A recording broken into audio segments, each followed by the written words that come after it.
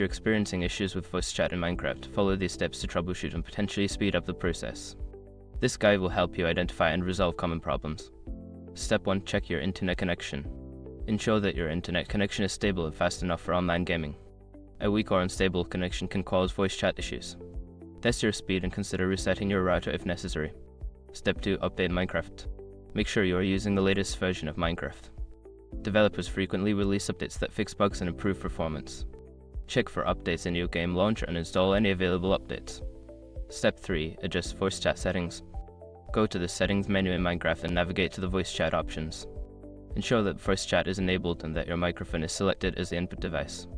Adjust the volume levels as needed. Step 4. Check system permissions.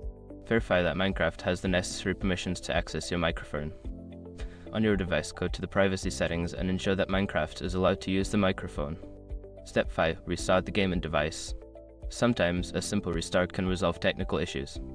Close Minecraft completely and restart your device. Launch the game again and check if the voice chat is functioning properly.